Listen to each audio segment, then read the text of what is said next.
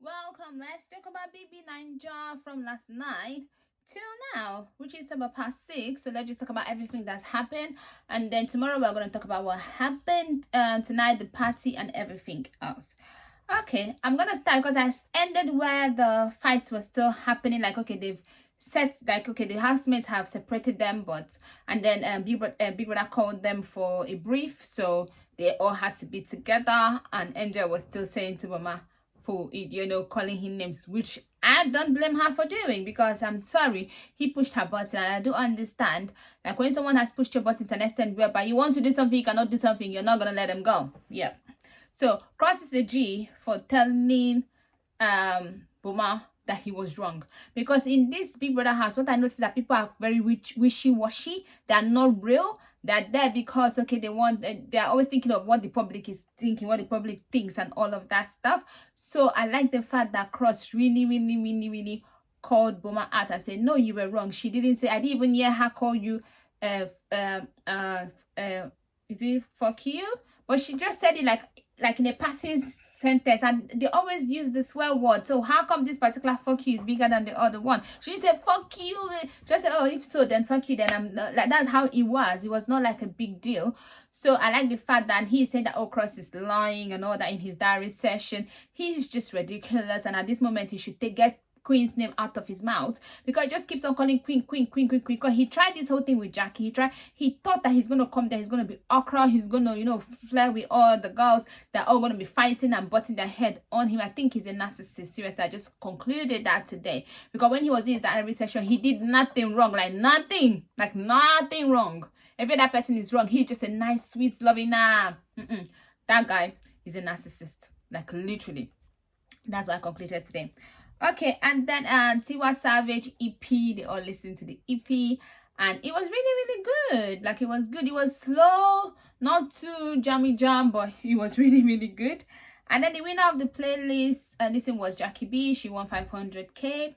And then the High Life team won the group activity, which was 1.5 million. It was I know that J-Paul was in that group and Liquor Rose was in that group. I don't know who else was in that group, but at least they have maybe 300,000 naira each, so that's good money. And then so Michael, motivational speaker, Michael will use his words and kill Jackie B. Like, he's so smooth with it. Like, he was just talking. So I'm like, boy, okay, Jackie B.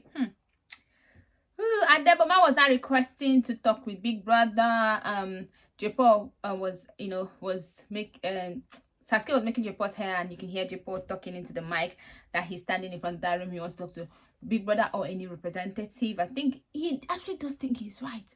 That's like, seriously, if you've done to anybody that never see themselves as wrong, like, one thing I've had to learn in life is that anything that happens with me, I analyze it and I give myself my blame.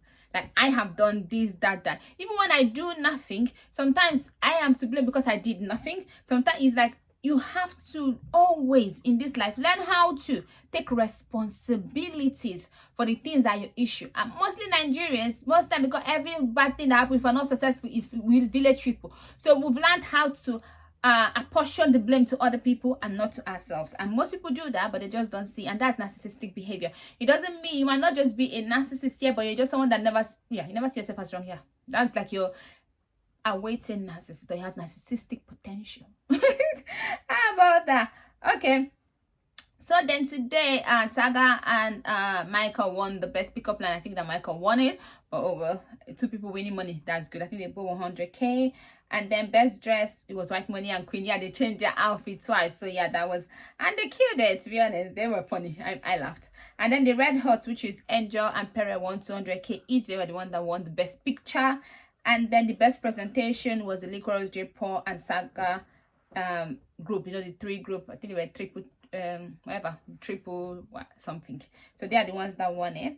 And then they started doing a game, and then the game was Angel and Sasuke coming up with all the stuff for people, first of all, to touch face and guess names. Most people guessing it right, and then they said, okay, you touch hand. They were still guessing it right, and so okay, you would just smell. So that was how that whole game ended. It was really fun, and it was good to see how Sasuke and Angel, seriously, they are so fun. First of all, they were arguing downstairs about the whole spending culture. So Perry was saying that American spending culture is bigger. They were saying that Nigerian spending culture is bigger than American spending culture. And Perry was saying that no. But Perry is wrong. I know I tried explaining this on the stream to somebody and the person was not understanding. I'm like, I don't understand how to explain this to you. A Nigerian person has no job, has no money. That person has an iPhone. Let's even start with that. Because they are going to beg money and take that whole money instead of using it for something and use it for iPhone. You cannot do that in America. Because number one, if you don't have your job, homeless, you're still staying outside. If you don't have a home, you can't even get a contract iPhone. So the spending culture is in a way whereby you are kind of, you have to have a backup. You know what I mean? You have to save money. You cannot just spend like that. Nigerians spend because number one, you have your house. Your house belongs to you completely. If you build a house, or even if you've not been there, your parents' house is there. Some people, something. There's always somewhere to lay your head on. A little bit. So some people don't even buy food. Some people can stay in their parents' house till they are 40, 50. You know what I mean? So things are a bit like we just spend money a lot. Like the amount of money we spend. I know that people are going to say, okay, UK, they don't spend like that. Yes, the spending culture of UK is a bit less than the spending culture of America. But at the same time, Nigeria has a very big, because we do this thing. I think Nigeria and South Africa too, because they have that same thing. We want to wear designers. We want to show off. Like in America, you see it in their movies or in the rap music, but that's not general. Like I remember when I came to UK, I remember like when I went to uni, lots of people were just literally dressing very simple, like they were just going to, not even the market, they were just going to the shop close to their house and just woke up, they did not even wash their face. Then I'll have full face makeup, hair done, everything to go to school, and everybody just I wear heels, nothing. So I'm telling you, they don't do the show offness is not like that. Maybe you can see those kind of things in some celebrity world, but in real life, like real people, nah. I can't remember telling one of my lecturers once that people don't drive fancy cars here. And he was really angry with me. Like, and now thinking, when I thought back, he was not happy about it. But then I didn't even notice that he was not happy about it. But it's true. Because in Nigeria, people don't even have, but everybody wants to drive Benz, want to drive this. Yeah, you just see people drive one small, as long as the car is just covered, they are going. I'm telling you, people do have expensive cars. But seriously, the spending culture of Nigeria is more than any country I can think of. I'm sorry. That is facts. Does not mean that we have more money than them. Does not mean that we spend more in a year. You know what I mean? When you want to know, that's not what they are saying. It does not mean that if New York and Lagos or LA, if you check the spend in a month, people spend more in Lagos. No. What it means is that people have nothing and spend more. That is it. So we like to spend. So if you have a lot, we'll spend more. If you have like they do, then we'll spend more than they are doing. That is spending culture. So I tried to explain that. So they were arguing about it, and Pere, the thing was that Pere, I think when he gets angry, he likes to win an argument. And one thing about winning an argument is a good thing. I like to win an argument, but sometimes you might be going below the belt. So you need to learn how to argue without going below the belt. So Pere called Cross, oh yeah, let me tell you, your small brain. And then he was asking Tega, does she have an iPhone? What is an iPhone? Like literally, like I have an Android and I have an iPhone, and I said I was not going to ever use an iPhone. It was when I had to shoot my videos, iPhone was better with iMovie, so that's why I bought it. I would never have bought it, not because I just don't care. So I don't understand what all of that whole thing is about. Okay, so yeah, so he was trying to be condescending to them because I understand like he was misunderstanding what they meant by culture, but at the same time, people. Nigerians order pizza from America, from London, put in a flight to go to Abuja just to eat pizza before they start doing pizza in this day. How many people do that? How many people do that kind of stuff? Nigerian people are just like seriously like ridiculous at spending. You will not notice it until when you go out and you see other people. You're like, is this how things are? Because we hype them so much that you think this is happening in a different way than actually how it is actually happening. Okay, so that was that on that whole argument stuff. And then while they were arguing, Angel and Sasuke, like literally I'm loving both of them together, and I feel like Sasuke is coming out of her shell more and more. Before, it's only during the party time that you see her dancing. Both of them were just in the room because Biggie was playing music and they were just dancing, so Biggie was showing them just dancing, grooving. I like both of them together, seriously. Like I like them.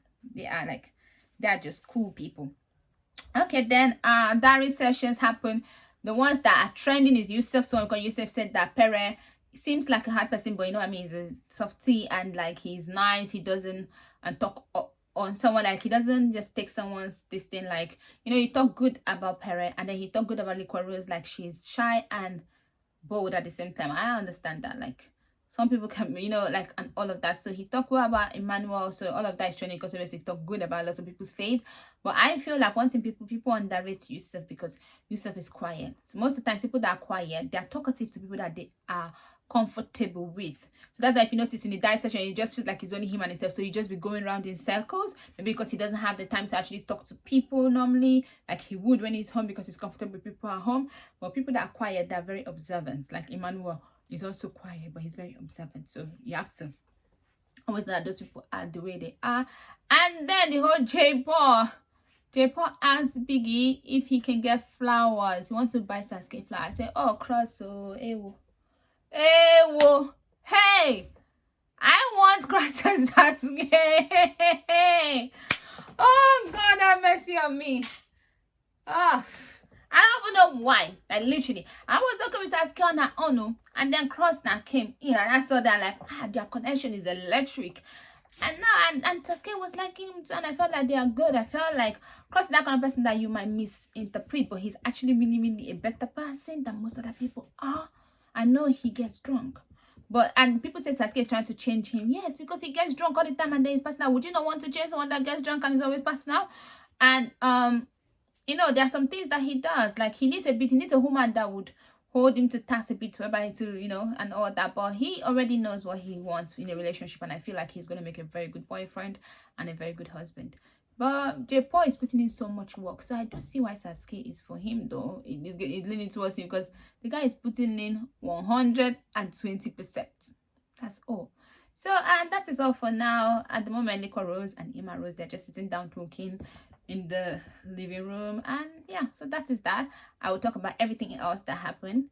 Please don't forget to like, share, and subscribe. I'll see you some other time. Bye bye.